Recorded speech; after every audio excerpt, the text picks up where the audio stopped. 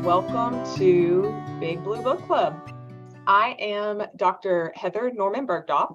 I support your wonderful county extension agents in my role as an extension specialist for food and nutrition within Family and Consumer Sciences Extension here at UK. I know that's a mouthful, but it has truly been a joy to walk through the book so far with you.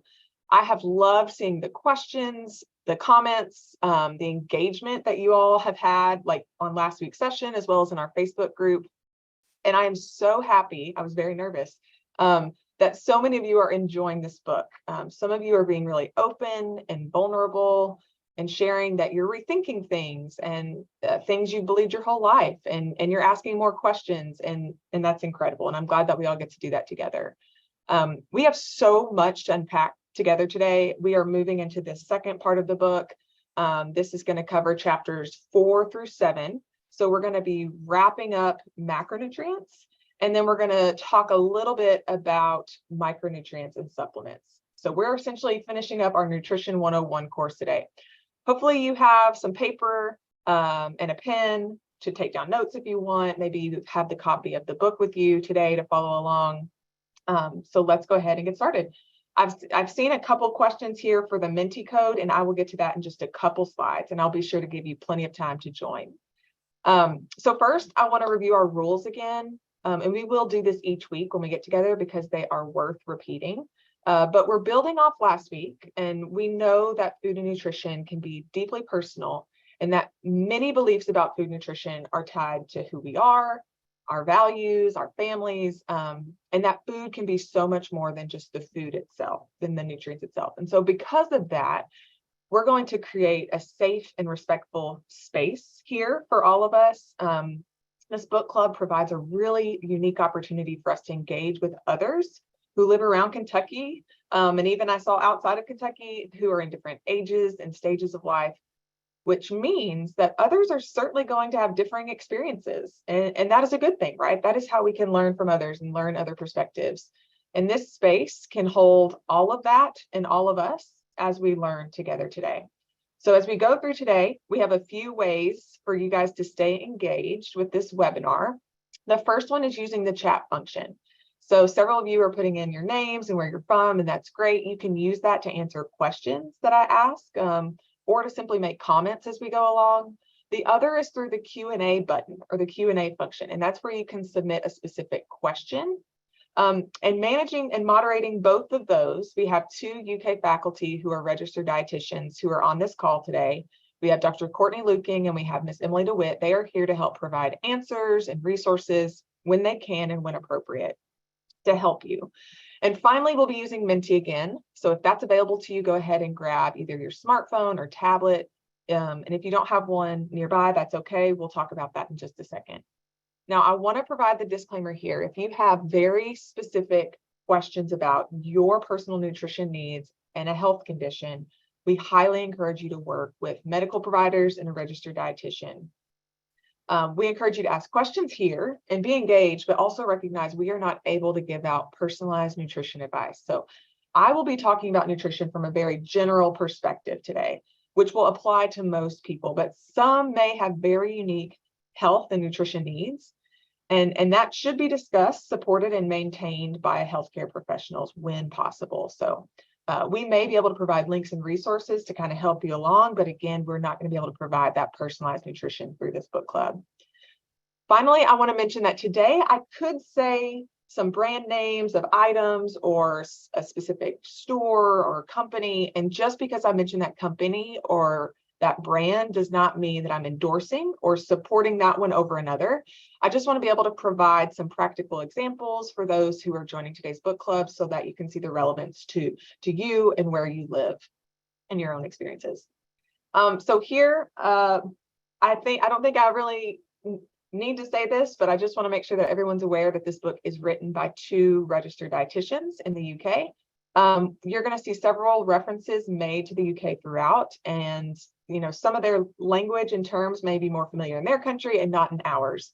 So I will certainly provide clarification when necessary. But overall, these larger concepts, ideas, and science, it holds true here in the US. So don't worry, I'll provide clarification when necessary. Today, we're going to continue to build off what we learned last week.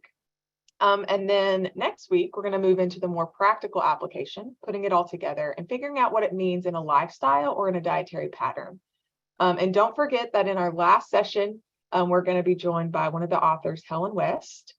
So be sure to jot down any questions you have in mind for our short Q&A that we're going to be able to have with her in a couple of weeks. So much good stuff is packed into this book. We can only hit the highlights. I know today that I'm probably not going to touch on things that you have questions about. So there's just simply no way to talk about everything in the book, even though I wish we could.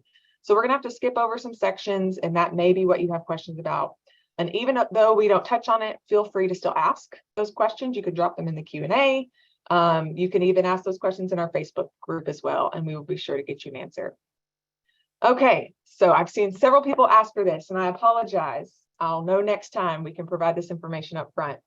Here are the instructions for joining Menti. We're going to use this same platform that we used last week for you all to stay engaged throughout the book club. You guys did great with this last week, so engaged.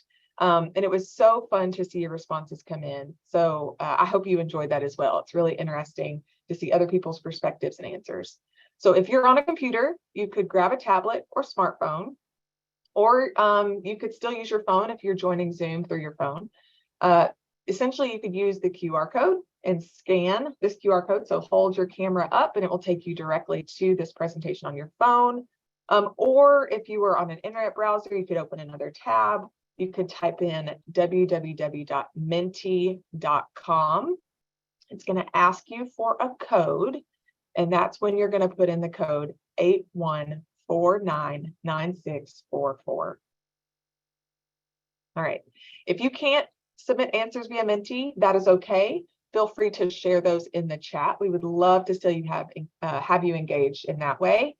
And even if you can't submit answers in chat or participate in the Menti, I encourage you to take notes. Jot down your own answers so that it gives you something to go back and reflect upon. Finally, if you're at a watch party with either family, friends, or if you're at your local extension office, feel free to share within that group, right? We want you to have that social experience as well. Yes, I'm glad that you enjoy using Menti. We'd love to know also how many are joining you in your watch party. So feel free to share that with us in the chat. Okay, scan the QR code, menti.com, 81499644. I think that information was put into the chat box if you need to scroll up, and you can see that again. All right, you all. So let's get warmed up. Hopefully many of you have joined. So we're gonna have a little bit of a pop quiz to get started. Let's see if you can identify the macronutrients we must have in our diet. So we have a multiple choice question where you can select all that apply. I'll give you a hint, there's more than one. We talked about one last week, and we'll be talking about the rest today. You're doing pretty good. So our options here are protein, fat, minerals, carbohydrates, vitamins. So some people shorten the word macronutrients and call them macros. You may have heard that before. And this makes sense because the prefix macro is Greek for large. And so essentially macronutrients are the nutrients that we have in our diet that need to be consumed in large quantities and provide our bodies energy. All right, so we've got several responses that have come in. We're doing great. Almost 70 people have responded. So it looks to me like protein, fat, and carbohydrates are the three with the most votes. And you guys are right. So last week we learned about fats. That was our first macronutrient. And today we're going to round out the rest of our macronutrients. We're going to talk about carbohydrates and also protein. So our three macronutrients, which are the nutrients we need in very large quantities, they give us lots of energy, are proteins, fats, and carbohydrates. Excellent. Okay.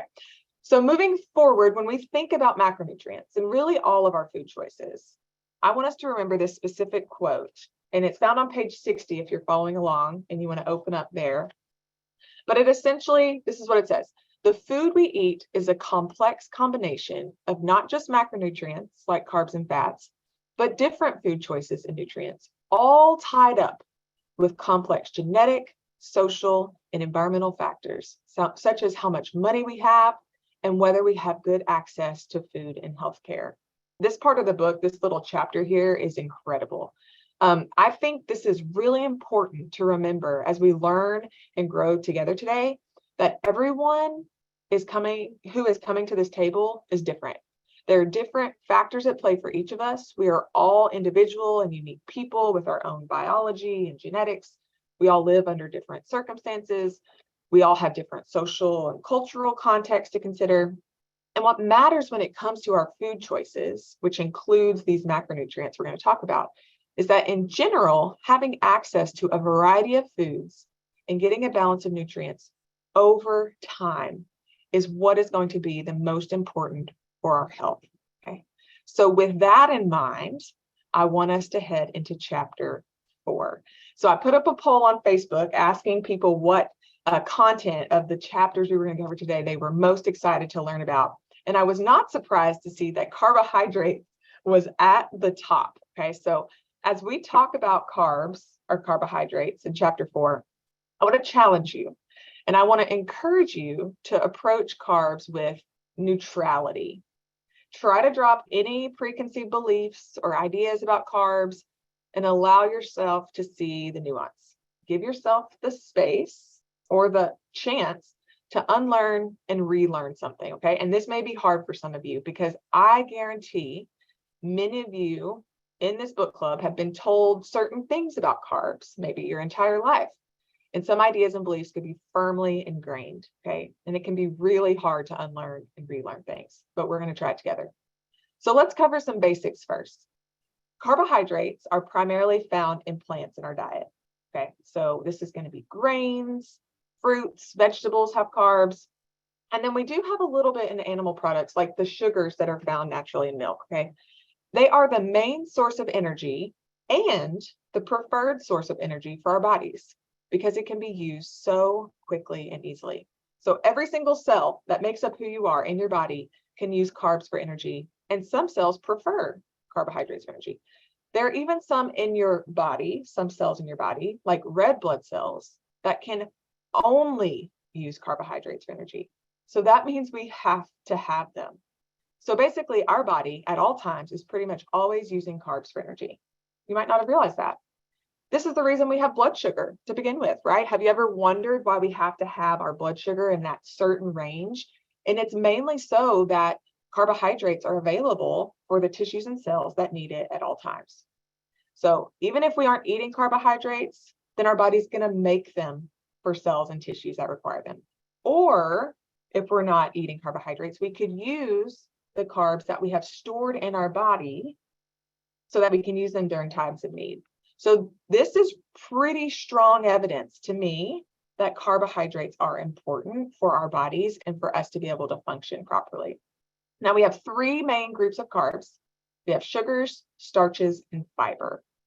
So first of all, let's start with sugars. These are going to be small molecules that can be used for energy and stored for later use really quickly. So sugars are going to include things like lactose found in milk, fructose found in fruit. Glucose is also a sugar that you've probably heard of. Starches are second type. These are longer chains of sugars that are packed together in foods like potatoes and breads. And then finally, fiber, which we're going to spend a lot of time talking about, is a type of carbohydrate that we cannot digest for energy, but it is useful in other ways. And we'll talk more about that in just a few minutes. Okay. So I'm assuming many of you think about weight when you hear the word carbohydrates. So I'm curious if you have ever been told that carbohydrates will make you gain weight. All right, so this is just a simple yes or no. We've had a few responses come in, 47 people. What do we got? Have you ever been told that carbohydrates will make you gain weight? So this is pretty incredible because we've had 64 people respond so far. 98% of you have been told that carbs will make you gain weight. I'm also seeing several yeses in the chat as well. All right, if we look on page 53 towards the top, page 53 towards the top, I want to read a little bit, but we've still got some more responses coming in. So 97% of those who've responded said that yes, they have been told that carbs will make them gain weight.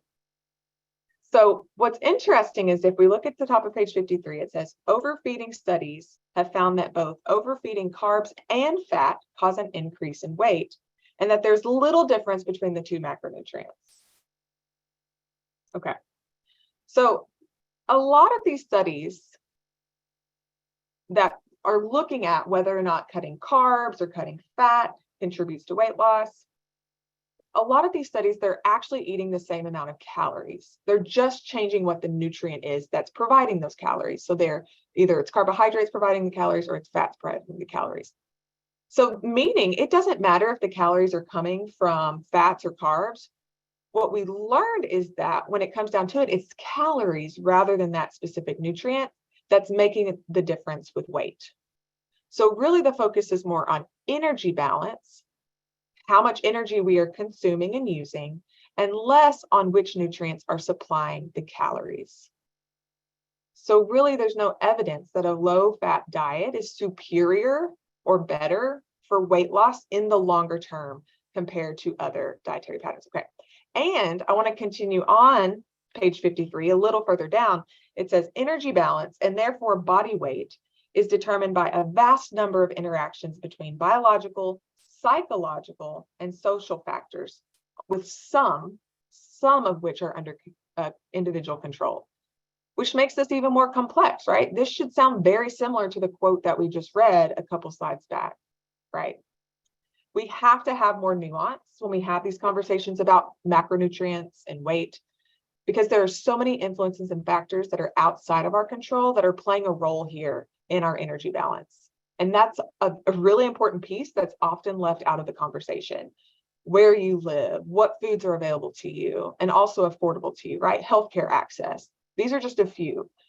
We could keep going, but just recognize all of these influence food and beverage choices, which ultimately impacts our energy balance. And it isn't the fault of one specific nutrient like carbs that's resulting in causing people to gain weight, okay? So here, similar question. I want to ask this one. Have you ever tried or considered a low-carb diet? And again, your answers, your responses are completely anonymous. No one knows what you're saying through Menti. We just see the data that we're getting as you respond. Low-carb diets, there's several different names, right? It could just be a general low-carb diet. It could be keto or the ketogenic diet. Atkins, coming back around. Whole30 is another one that would kind of fall in this group. So we've got, it looks like just over half of those who have responded have said yes, they've considered it or they have tried a low-carb diet. We've got several people also in the chat who are responding as well. I'm not really surprised by this, right? Often many people are even told by healthcare providers if they need to lose a little weight to go low carb, right? So this isn't really surprising to me, but I would like for us to unpack this a bit more. We've got a few more responses come in. Give you a couple more seconds. So 57% said yes, they have tried or considered a low carb diet. Okay. So first of all, low carb diets look different for everyone. I just listed several different types, right? Or diets. So this is important to remember when we're talking to other people about low carb diets. This could be someone at work or, someone at church you're chatting with mentions it. So remember, we are all interpreting it differently. And this is a very important consideration. For some people, low carb could simply just be limiting high sugar snack foods and replacing them with more nutrient dense options or foods that have lots of vitamins, minerals, and other nutrients, which we'll talk about in a second. Some interpret low carb as meaning no carbs at all, or they adopt a more extreme way of thinking and assume that when we say lower or low in the diet, it automatically means that whatever we're limiting or restricting is bad. And we've already talked about this. This isn't a health promoting mindset when we think about a food choice. Okay. So generally, we interpret low carb as a dietary pattern that focuses on meats, fish, chicken, eggs, nuts, seeds, high-fat dairy, and some certain fruits and vegetables. You may have personal experience with a low-carb diet yourself, or you have seen weight loss in loved ones or friends. Now, the book talks about this way more in depth, but I quickly want to touch on this. Okay. People who choose low carb may experience a substantial shift in their eating patterns and the quality of their diet overall. People may strive for those more nutrient-dense choices when they lower the amount of carbohydrates they take in. So think about how you cut back on maybe cakes and cookies, which would be a high sugar snack. And if you replace that with almonds and cheese or low sodium beef jerky and grapes, those are some nutrient-dense choices, right? So this may result in an overall health difference. And this isn't because we are lowering the carbs. This is because we are reducing and replacing high fat and high sugar foods in the diet. It doesn't have to really do with the fact we're limiting carbs specifically. The health improvement seen is from adding in the foods that are higher in nutrients, not necessarily from the carbs itself. So don't forget also, it is recommended in our own dietary guidelines here in the US, about half of our daily calories should come from carbohydrates. And these numbers will look different for everybody. Think about an athlete. Think about someone who's learning to manage newly diagnosed diabetes. Think about someone breastfeeding, right? They're hungry around the clock. There is no one best dietary pattern concerning carbohydrates. And on page 58, it says, and I really like this sentence, it's very simple. The best use of carbs in the diet is one that meets your needs, that you enjoy, and that you can follow in the long term. So overall, there is no difference in low carb or low fat when the goal is weight loss in the longer term. And the major takeaway here is that low carb diets aren't necessary when you are truly focusing on quality over quantity with your food choices. So I want to chat a little bit more about defining quality over quantity here, because I think there's a lot of applicable information that we can pull from this. Now, just because we're saying lower quality does not infer inherent badness. We aren't calling foods good or bad here. We are calling them what they are. We are simply stating the facts about their nutritional value. Okay. It is a fact there are higher quality carbohydrate foods that have more nutrients and fiber. And examples include whole fruit, vegetables, whole grains, beans, and legumes. These are the types of foods we want to strive to include in our diet most of the time and when possible, and can fit into a diet for those who are managing type 2 diabetes as well. Lower quality options are typically sugar sweetened beverages, pastries and sweets, white rice, and other refined grain foods. Now, am I saying you shouldn't have a piece of cake to celebrate your granddaughter's first birthday, or the slice of pumpkin pie at Thanksgiving? That's the recipe that's been passed down from generation to generation. Absolutely not. There can certainly be a place for these foods. We also here want to be respectful that not everyone has access to higher quality carbs all the time where they live. And even if they are physically available, they may not be financially available. We want to consider what is financially and culturally possible to maintain. So with that in mind, let's chat a bit more about whole grains and higher quality items and what those options may look like in your own communities. So I love this quote from page 61. If you've heard carbs are bad for you, think again. I just love these authors and how to the point they are, right? They don't joke around. So with whole grains, if you've been to extension programming at your county office and you've had nutrition programs there, you've probably heard, the emphasis on whole grains, and they are also heavily emphasized within our dietary guidelines.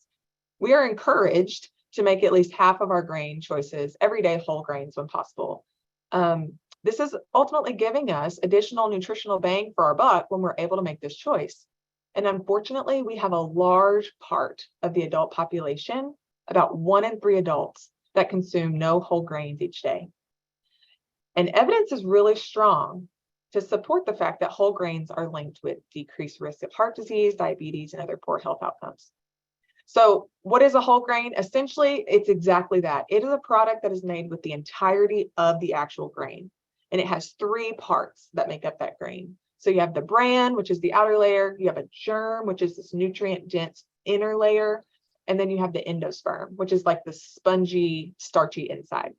Now, refined grains are the items that aren't considered whole grains, and they've had that bran and germ removed and only use that endosperm, spongy inner part to make the product.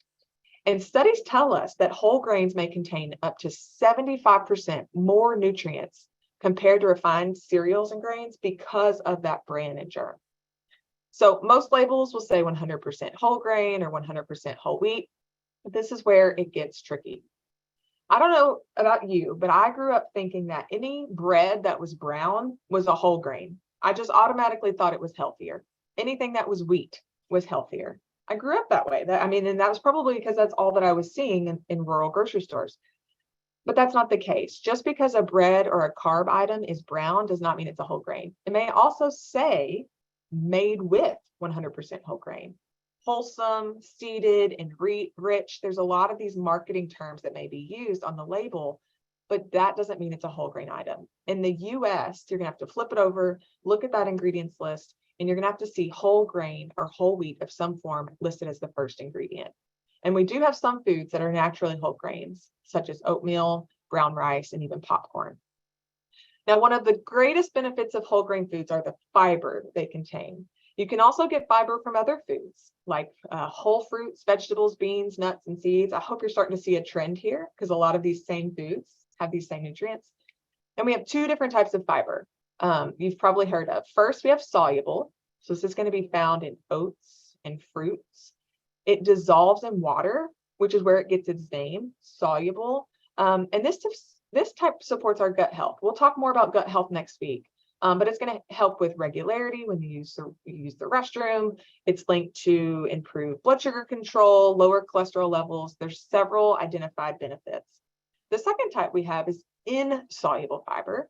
It's primarily found in these whole grains that I mentioned and nuts and seeds. And this type is not digested in the gut, but it adds bulk to your stool so that it's easier to pass.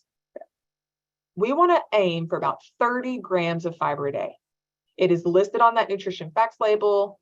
You can look for foods that have at least 3 grams of fiber per serving because this is providing about 1/10 of your daily needs. And this is a great tip when you're choosing, say, a breakfast cereal or you're looking at which loaf of bread you're going to buy for the week. Okay. You can also use the carb to fiber ratio to help you get an idea of how much fiber an item has and if it's a solid choice to bulk fiber from the diet. So this is the bottom of page 67. They provide you an example. So it's essentially all you have to do is multiply the grams of fiber by 10 and then compare that number to the number of grams for total carbohydrates in the serving. I know this is kind of hard to follow along, so I'm glad it's in the book and it's defined well on page 67. If that fiber number multiplied by 10 is higher than the total carbohydrates, you have a pretty high quality, wholesome, nutritious choice. Okay. So now let's talk about some realistic ways we can increase fiber in our diet. I think I'm seeing some good ideas in the chat already that have popped up. So there are several helpful suggestions for adding fiber. It's on page 63 in the book, page 63. And we may need to adjust some of those to better reflect foods that we have here within our food systems and within our marketplace. But I wanted to pull out a few, what I thought were practical or tangible options that were in the book here. So adding in fiber, we could add fruits and or nuts and seeds to cereal or yogurt, right? So we're adding something maybe to an item that we already like or that's a part of our routine and our food choices. You could try leaving the skin on fruits and vegetables when appropriate. So I'm not saying eat the outside of a pineapple here, but I'm thinking, apples are commonly peeled, right? So maybe the next time you have oatmeal, you could dice up an apple, leave on the peel, maybe having the apple cut into small pieces if you don't really like that peel, and then tossing it into some warm oatmeal to soften the peel. That's going to add substantial fiber to that food choice. The next time you're buying a cereal, maybe look for a high fiber option. So maybe something with 3, 4, 5, 6 grams of fiber per serving, because there are some out there. And then add beans, peas, or veggies to pasta, stews, salads, and side dishes. I know for me, this is just something in my own household we've started doing recently is We use jarred pasta sauce. It's a convenience factor, right? And I'm feeding 2 small, tiny humans in my family. Adding peas or even some frozen veggies to the pasta sauce and just letting it heat up and warm up together. And I've bulked up that pasta sauce and I've stretched it, and it could maybe feed our family for another meal. So even just adding in small things like that. And you might notice a couple of these ideas start with add.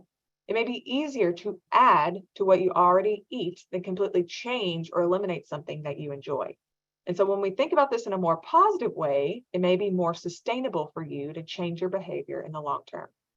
So hopefully you are picking up on these fiber-rich foods: whole fruits, vegetables, nuts, seeds, peas, beans, potatoes with skins. The book mentions pulses, which is not a term we commonly use, but essentially those are the edible seeds from legumes. So these are going to be beans, lentils, and peas. And so for clarity, the pea pod is the legume and the pea inside is the pulse. Another food that was found on the list in the book was linseeds. Does anybody know what those are, what we call those here in the States? Flax seeds. So you may be familiar with flaxseed meal, which is essentially ground whole flax seeds. And those are you can usually find those at larger grocery stores, supermarkets, or can be ordered online because they're a shelf-stable item. Okay, so let's make the point here, because we're talking about adding fiber to the diet, to go slow. If you're not consuming much fiber, we want to add fiber gradually over time, just so that we can avoid any, upset stomach, discomfort, bloating, or even gas. And this will allow your GI tract to adjust to those changes in your diet. Also, equally important is to be sure to drink enough water, because without water, fiber can't do its job. So if you're really trying to be intentional about increasing fiber, also try to add a little bit more water into your day as well. Okay, it's been a minute since I've had you engaged. So we've talked a bit about higher quality grains, what fiber sources look like. Now I want you to think about where you live. I want you to think about where in your community you buy groceries or you regularly get food. Maybe it's a supermarket. Maybe it's a small, locally owned grocery store. It could be a dollar store, a food pantry. Now, what higher quality grains or fiber-rich foods are available to you where you live? I know this might take a second for people to think through this and respond. I'll give you a minute or so. What are those foods? Because I want to make this information in the book feel applicable to you. We want the information in this book club to be practical for you, where you are, in your circumstances. So take a second to think about this. You could even include in your response where you get that food from. So I'm seeing Walmart. Okay, so what are some higher quality carbohydrates that you can get at Walmart? I'm seeing fruits from Kroger. I'm seeing fresh fruits and vegetables, the farmer's market. Nuts and seeds is something that you could add in. Yeah, I would love to see if we could have a few more responses. You can include what the food item is and the location where you can get it, because I'm assuming there are several on the call who probably have similar circumstances when it comes to what their food retailers, their grocery stores are. And so this might be helpful for other people. Could be brown rice from the dollar store, or maybe it's fresh veggies at your farmer's market. So let's see if we've got any other responses here. So I'm going to scroll down. We have oats, whole grain bread at the grocery store, brown rice, fruits, cereals, beans. We have chickpea pasta. So there are now some pasta options that are actually higher in protein and fiber. The local IGA. I use flaxseed meal. You can get quinoa at Big Lots. There's also lots of responses that are going into the chat as well over here. We raise our own vegetables and fruits. I love it. I love that. Dried beans from Kroger, incredibly economical. Aldi's. Seen the farmer's market quite a bit. Whole wheat flour, chia seeds. Farmers have some sources. Canned beans, Walmart, Dollar General, Save a Lot. Living in an urban area, I have access to most all higher quality options. That's great. Recognizing there are differences here. Oh, CSA shares and vouchers. This is incredible. Excellent. So many good responses. I buy popcorn and pop it myself. That is a great snack. All right. So moving on, we've got lots to go through still. As we close out this carb chapter, I just want to keep in mind that everyone's carbs needs will be different, and they are a main energy source for our bodies. So when we choose carbs, we do want to focus on those higher quality ones most of the time, and that inherently carbs are not bad, but are an important part of a balanced and nutritious diet. Okay, so here are just a few quick ways for us to think about choosing carbs. You know, maybe this week, try one new way to add in fiber. Look at that carb to fiber ratio, which is unpacked on pages 67 and 68. And then keep in mind that the language is important for marketing. So made with whole grains, multigrain, seeded, and brown breads are not always a whole grain option, but you really do have to look at the ingredients list. All right. So here we go. We have a scale question. Before we move on, let's see how much we've moved the needle on carbs knowledge, because I'm hoping after this chapter, you don't fear carbs, but see their value and how they can fit into a balanced diet. So here we have our scale. It's from none, a little, somewhat, quite a bit to a great deal. How has your understanding of carbohydrates changed since reading this book? I'll give you a few more seconds to get your answer in. So it looks like, yeah, we're moving towards quite a bit. That's great. We've got some responses also coming into the chat. I'm seeing a great deal. Excellent. I'm glad overall it looks like most people have gained a better understanding of carbohydrates. Excellent. Okay, sugars. Whew. The authors got worked up in this chapter, and there's actually a little bit of language in this chapter, which I apologize about. I blame it on the dry British humor. But remember, sugars fall into the category of carbs, and we've listed this one previously, but these authors believe that it deserved an entire chapter to itself. So we're just going to spend a couple minutes here because I know you've got questions of, is sugar bad for us? Should we be choosing honey as a healthier option? All of these different types of things. Now, sugar is another word that we collectively use as a term for all simple molecules or chemicals like glucose, fructose, sucrose, lactose, and a lot of these can be naturally found in foods. They are packaged differently in our foods. So it is true that the same type of sugars found in an apple are also found in a can of soda. And yes, our bodies use that sugar from those different sources in the exact same way to make energy. We already talked about that, how our bodies love carbohydrates for energy. But we can't really say that all those sugars are the same, and it's because of how they're packaged into foods. Okay. So there are lots of observational studies that have shown that sugar-containing fruits and vegetables are very beneficial for our diet, because in addition to that sugar they have fiber, they have phytonutrients, they have vitamins, they have minerals. Okay. And in those fruits and vegetables, those sugars are a part of the plant. Okay, because remember, I said carbs primarily come from plants. So that is going to be a naturally occurring sugar. Here in the US, we need to be mindful of what the book calls free sugar. Now, that term may have been new to you, but we commonly call them added sugars. And that's a very similar language, right? Free sugars means they're freely within that product. Here we're saying they are added, and it gets its name from the concept that it's a type of sugar that is added to foods and drinks by either cooks, chefs, food companies, manufacturers, and even when we cook or prepare foods at home. It could be as simple as adding sugar to your coffee. This also includes honey and syrups, which are not superior to sugar and other sweeteners. Okay, so that's kind of what we see in this picture that can be found in this chapter around page 71. We don't have enough time today, but I do want to let you know that on page 260 in the book, there are guidelines for reading nutrition labels if you're interested in identifying types of added sugar in food items. So that is on page 260 if you want to use that as a resource. So what do we know about sugars and health? This is one of the most commonly asked questions we get in extension. People also want to know whether sugar in the diet causes diabetes. That's another really common question. So let's level set and emphasize the quote on the bottom of page 73 that says, diabetes, like other diseases, is not caused by a single food or nutrient, and in this case, sugar.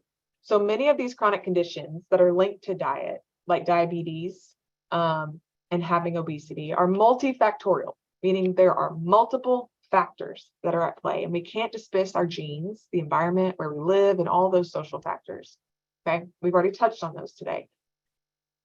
These things are really hard to study in humans, but we have a few good studies that show links between sugar and health risks. So we can start with that. These links simply mean that we have a relationship between the two, and we can't say that one causes the other. It's not cause and effect.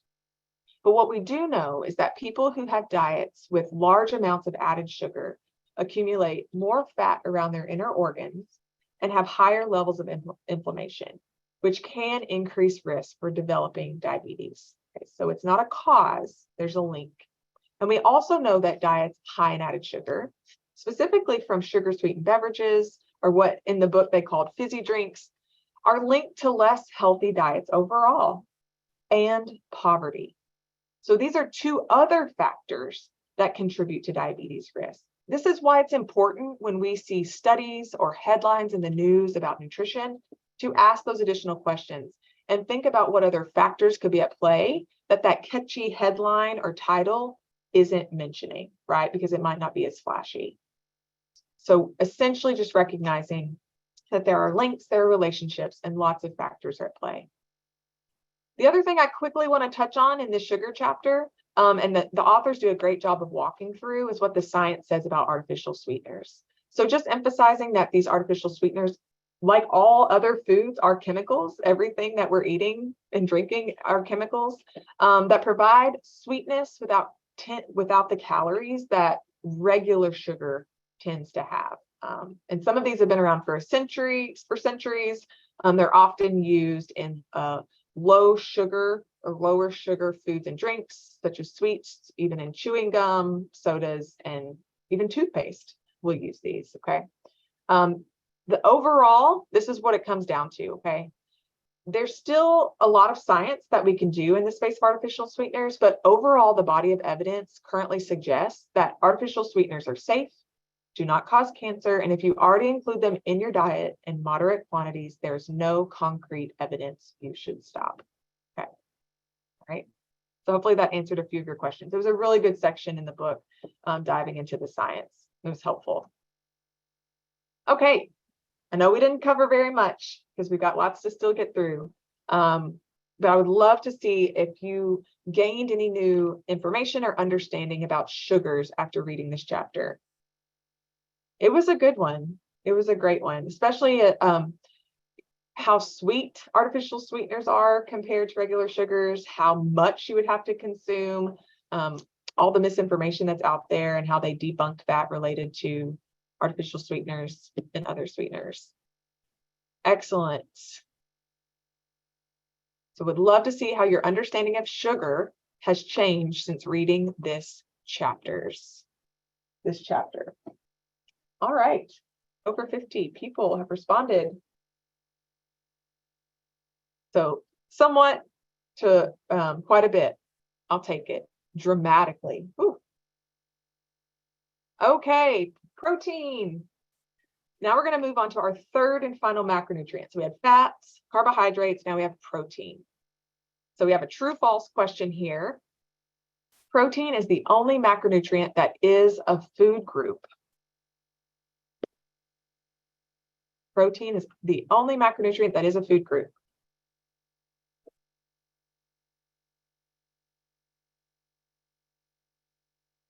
You've been to any food and nutrition programs at your local extension office, I'm sure you've seen My Plate, which is the USDA's visual guidelines for what a balanced meal looks like. If you've seen it, then you probably know those 5 food groups and you can answer this question.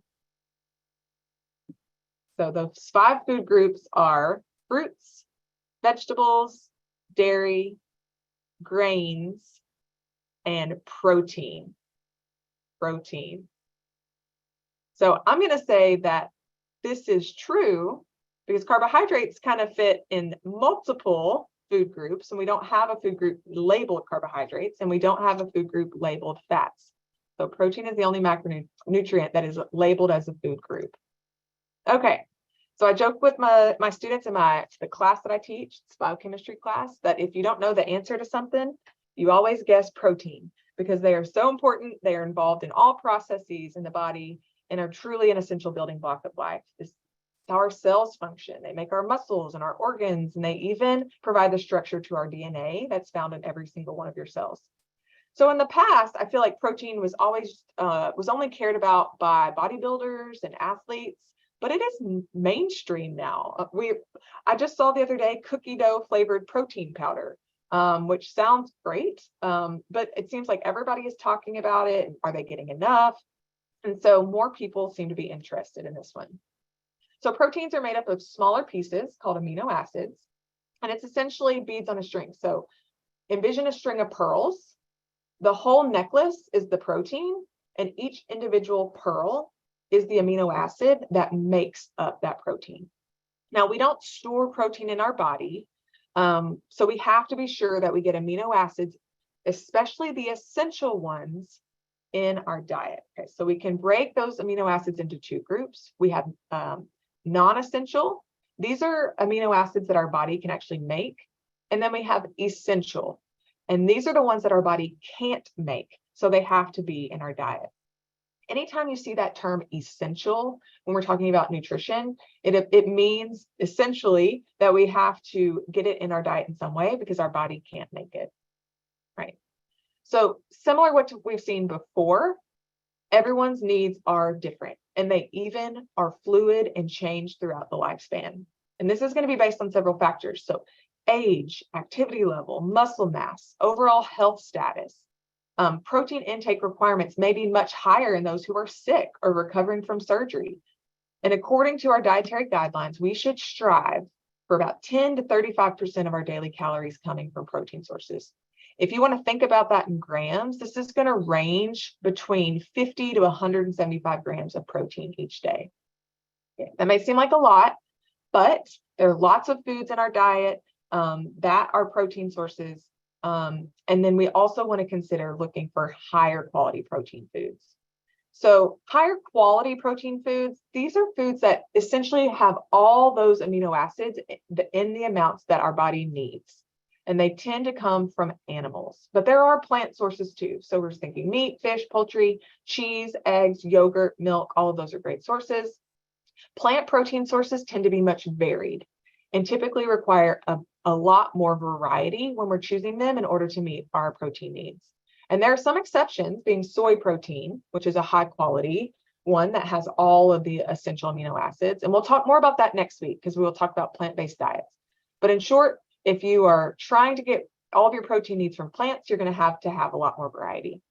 So what you see here listed on the screen, these are all things we would consider to be high quality. So you have your animal products. Then we also have legumes like beans and lentils. And when they're eaten with rice, that is considered a high quality protein source because it provides all those essential amino acids. We have nuts and seeds, as well as soybeans and quinoa. And I see someone mention that in the chat as well. All right, so we have to talk about this. Okay. Red meat and processed meat. Again, this is a really common question that we get within extension. And on page 95, the authors discuss red meat and processed meat. So starting around 95, and they do an incredibly good job, I think, of unpacking what we truly do know. So usually these two things are lumped together, red meat and processed meat. So red meat is from the muscle in animals, and it's red when it's raw, so that's how it gets its name. So usually cows, pigs, and sheep in our part of the world, and it becomes darker when it's cooked. It is nutritious. It's a great source of protein, iron, other vitamins and minerals, and there are lean options available to us if we're trying to limit that saturated fat in our diet. And these foods can be a part of a balanced and varied diet. Now, processed meat, on the other hand, is meat that has had certain processes done to it that extends its shelf life. And it's going to change its taste, and it could be salting, smoking, curing. Some of these common items are bacon, salami, chorizo, sausages, hot dogs, dried meats, and even some canned meats.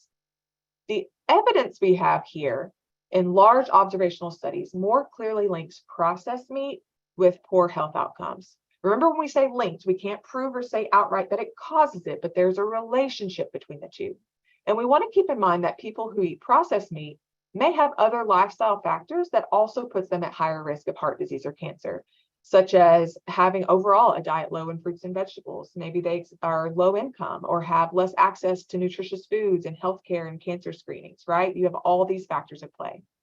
But the most convincing and consistent evidence links processed meat with bowel cancer, meaning that bowel cancer is more common in people who eat the most red and processed meat, particularly those processed meats. And this is why it's important to vary our protein sources, not just because we want to ensure we take in all those amino acids for our body, but also so we don't continuously eat the same things over and over if possible. If we do that, then it's hard to have a varied and balanced diet over time, which throughout this whole time is essentially what we've said our ultimate goal is: variation and balance. And we don't have to completely eliminate these certain foods, but maybe there are opportunities to balance out our diets a bit more and swap in other protein sources to reduce the amount of processed meat eaten over the course of a week or a month, right? So often we're using the label of making these changes most of the time, when possible, over longer periods of time, right? Okay. So when we look at choosing protein in our diet, here are just a few things that we can do. First of all, is focus on a variety of protein foods. That way, we're just ensuring we're getting all those essential amino acids and the other nutrients that those food sources have for us. Maybe just step back for a second and consider how much processed meat you and your family eat each week. You may not realize it, right? Maybe you can reduce it one time this next week or a couple times over the next month, just so you're adding variety and balance to your diet. And then remember, ultimately, the overall risk that we see with health outcomes is largely influenced by a dietary pattern and lifestyle, but not just one macronutrient. So this is kind of a good takeaway for all three of our macronutrients we've talked about: fats, carbohydrates, and protein. So just something important to keep in mind. All right. So how has your understanding of protein changed since reading this chapter? So let's see how much we've moved the needle.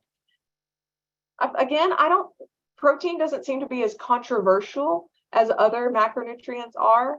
Maybe you had a pretty good understanding of how protein fits into the diet and different food sources that you had.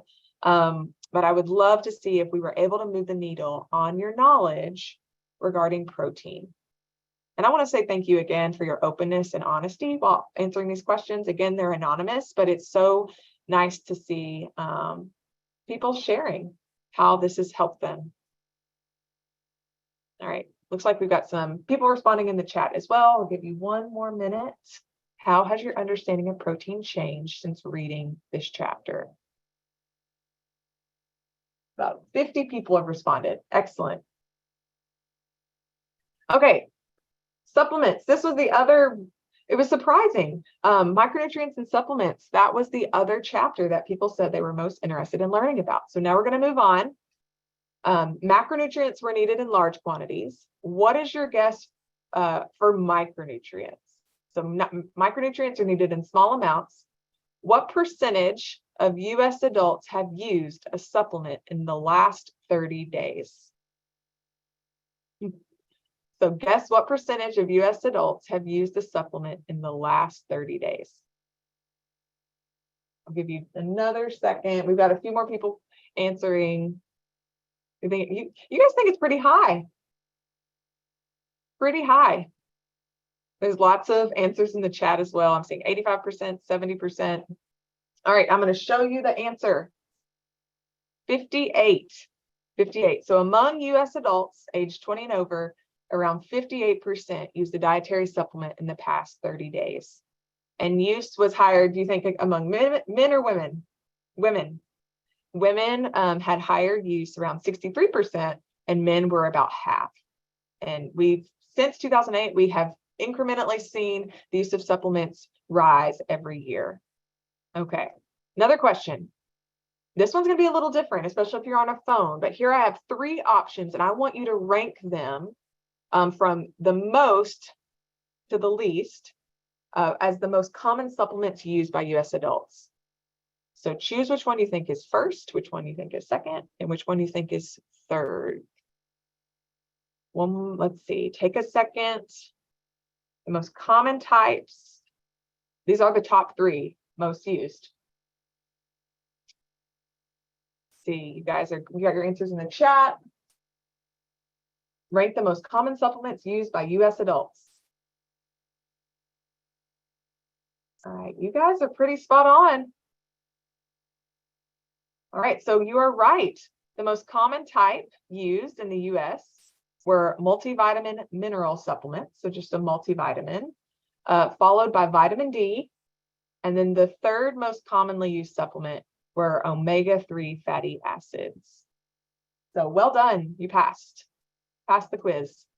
Okay, so micronutrients do not give us energy like macronutrients, but they have other very important jobs. So micronutrients is an umbrella term that we use for all vitamins and minerals. And vitamins and minerals are the most common supplements found in the market, okay? They are essential, meaning that we're going to have to get them in our diet in order for our bodies to work properly. They're needed in very small amounts. So we're talking milligrams and micrograms. So with our macronutrients, we were talking about them in grams. So now we're in much, much smaller quantities, okay? It's crazy to think that we haven't known about vitamins and minerals for even 100 years. So I thought that this chapter was really fascinating when it was talking about the history. Like it mentioned the 10 Nobel Prizes between 1929 and 1943 that were because of vitamins, right? Like that was really the era where we were starting to understand nutrition and its relationship to the body. And since then, really, for the most part, micronutrient deficiencies aren't a major concern in the US and other developed countries. So we can't talk about them individually, but I do want to point out again in the back, the resource, there's an appendix, page 250. That's where you can read about the certain micronutrients, their food sources, what a deficiency looks like, and what happens if we get too much of it, because that can also be a thing. But I do want to point out that their guidelines for how much are different than the US's. And we can provide references and links that have the US recommendations. They're similar, but they're not the same. And these are going to differ depending on age, gender, life stage, if you're pregnant or breastfeeding, for example. But if you have specific needs about a micronutrient, to talk to your healthcare provider or your registered dietitian. Okay, just real quick, vitamins versus minerals. They are not the same thing. They are different. Our body needs 13 different vitamins. These are essentially helping our enzymes and proteins in our bodies to work. And we can group our vitamins into two buckets. We have water soluble and fat soluble. Water soluble are going to be all your B vitamins and vitamin C. They are found in lots of foods, but our bodies can't store them because they are soluble. They can dissolve in water essentially. We just pee out the ones that we don't need in our body, so we don't have a way to store them. So we have to take them in regularly. For fat soluble, these are going to be A, D, E, and K. And they are found in a smaller variety of foods, but it's okay because our body can store these to some degree since they like to be around fat. So it's not as important that they are a part of our daily diet, but we still do want to choose foods that are high in these when possible. Okay. So minerals are different than vitamins. They originally come from non-living things. These are the elements on the periodic table that you learned about in middle school chemistry, right? Essentially, they are able to get into our food supply either by plants absorbing them in the soil or from animals and them eating things that come from nature. So that's where they come from. And there's a wide range. Very common ones that we see are going to be calcium and iron, phosphorus, those types of things. Now, we don't have time to unpack all of these, but from page 108 to 111, there's lots of ideas and great suggestions for food sources. I'd love to see, are you currently taking a supplement? Again, anonymous, no one will see your answer. It's okay if you are. And I know we're going to run over a couple minutes. I apologize if you have to run, but we'll wrap up in just a couple minutes. Are you currently taking a supplement? We've had 50-ish responses. 8 out of 10 of you are. I am. I'll be honest, I'm taking a prenatal vitamin. Again, everybody's different here. Yes, all my life. Are you currently taking a supplement? 80% of you say yes. Okay. So now this is not to make you feel bad at all if you are taking a supplement, and the book does a great job of walking through this, but let's answer this question together. Should we be taking them if they're available? From a large population perspective, there's really no observed benefit from regularly taking individual supplements unless recommended and used for a specific therapeutic purpose or to address a micronutrient deficiency. And we really don't want to use supplements as a way to replace nutritious foods in our diet. Okay, I want to keep that in mind. We want to prioritize foods rich in vitamins and minerals over a supplement. And that way we can just get all the nutritional value from food. This helps us have the mindset, essentially, that there are no magic pills, there are no silver bullets that will cure all of our nutrition needs. We also lose the nuance if we just focus on supplements. On page 112, it says whole foods deliver a range of micronutrients working together in a complex synergy, taking part in thousands of chemical activities through the body, right? So we want that synergy that comes from the food that we eat. However, we do know certain groups within our population benefit from using them. And these are of various life stages or ages, right? So the key ones here are women of childbearing age and pregnant women. It's very helpful to have a multivitamin that includes folic acid. Those who choose a vegan lifestyle, because there are some nutrients that really can only be found in animal foods. And so if you are vegan, you consume no animal products at all. So specifically B12 there. Older adults, maybe it's worthwhile that they consume one because naturally with age, our gut loses the ability to absorb nutrients. And so you just might need to supplement a little bit more. And those who have very limited sunlight exposure or live in a place where there's just not very strong sunlight may need vitamin D. So those are just some of the ones where we've seen benefits from supplementation. So how can we add micronutrients to the diet? Strive for a balanced diet with a lot of variety. I've said that many, many times, but really it does come down to that. The next one is adding variety to how you prepare your food. So there was this whole section that was really interesting around page 107, talking about nutrient loss. And we didn't get to unpack that today, but just thinking, for example, water-soluble vitamins. If you're preparing foods high in water-soluble vitamins in water, those vitamins are going to leave that food into the water. So then when you eat that food, you're not going to be getting as many nutrients as possible. So if we can add variety, not always boiling our Brussels sprouts, but maybe roast them the next time, we're going to be sure that we're getting those micronutrients in the diet. And then ultimately, if you have specific questions, talk to your healthcare team about whether you should supplement. And if you do take a supplement, be sure that your healthcare team knows and tell them when they ask you, what medications are you taking? Mention those supplements so that we can avoid nutrient drug interactions. Okay, I promise we're wrapping up. I know I've gone over, I'm so sorry. How has your understanding of micronutrients and supplements changed since reading this chapter? Oh, we're up there quite a bit, looks like. Take a minute to reflect. Not just the information we covered here today in this space, but as you read through that chapter, how has your understanding of micronutrients and supplements changed since reading? A little bit dramatically, we're kind of all over the board, but yeah, we've moved the needle here. It looks like you have gained a better understanding overall. All right, we got about 50 responses. Got a couple more coming in, and then we'll wrap it up for the day. All right, so I asked this question. I have 2 more slides, promise. I asked this question last week, and it was amazing to see your thoughts. So what stood out to you the most about this second part of the book that we read? This is my favorite part of the session, giving you space to respond. What stood out to you the most from carbs, sugar, protein, micronutrients, and supplements? Because I love seeing how everyone pulls out a different idea or concept. It's also great to see how your knowledge and confidence is growing when it comes to nutrition as well. All right, so carbs aren't bad for me. Dispelling myths, micronutrients. Don't boil your veggies. I'm telling you, I grew up with just boiled veggies. Or always just steaming them, try roasted, sauteed. Carbs are not the devil, sugars. Talking about artificial sweeteners and answering some of those questions, how all these things work together, how to add extra fiber to my diet.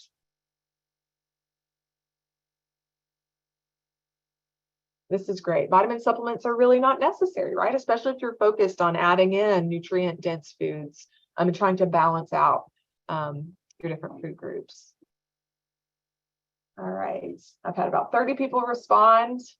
We've got some great responses also over here in the chat. Thank you for that. Thank you for staying with me, even though I've gone over. We've got a couple more responses. Perfect. All right.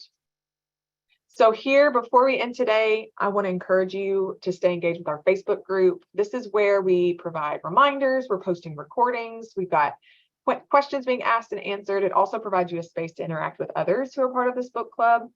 So if you haven't joined yet, we'd love to have you. And if you can simply scan that QR code.